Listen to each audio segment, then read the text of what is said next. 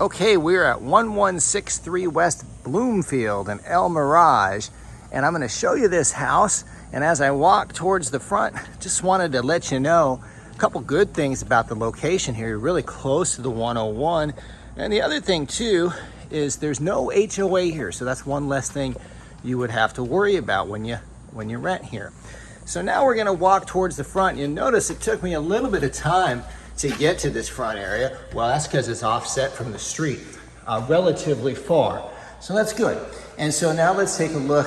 Well, before I look at the kitchen area, we'll take a big look at this open space as you enter the house. And you can tell how much light's coming in and how open the feel is. And now we're going to take a look at this kitchen area. And you have like a little dining area here. And then let's look at the cabinets over here. You got quite a few cabinets there. And then you've got pretty good counter space here, like a long counter here.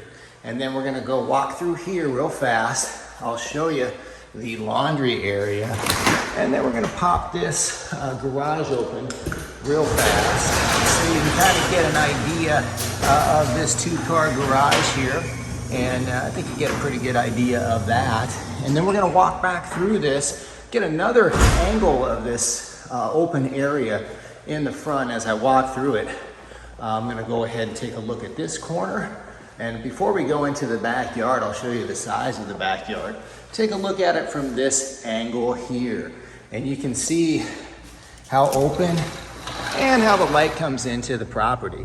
Well, now we're gonna go out here towards the backyard. And if you notice, the backyard's pretty big. You have a nice area here where you can go ahead and grill and, I don't know, throw the football around with your family, if you will. And then let's look in here, coming back in again, and we get one more look at the front of the property here. And then we're gonna go to these bedrooms here at the property. Well, this is the first bedroom. We call this bedroom A. And you'll notice one of the things about this property is all of the floors are tile, which is nice. So you don't have to worry about the carpet. And then so now this room has a pretty big closet here. This is in bedroom A, and we'll take a look at it from this angle as well. Now, as we move towards bedroom B and C, I'm gonna show you, this is the guest bathroom here. And this would be for your guest area as well. It's fairly close to the living room too, so that would be convenient for people. And now we're gonna go into this bedroom B, I will call it. And well, if you take a look at it here, we got it from this angle here. Notice a nice big closet. The closet spaces in these bedrooms are relatively large. So let's take a look at this next bedroom here as we make our way towards the primary, which will be the last, but certainly not the least of this property.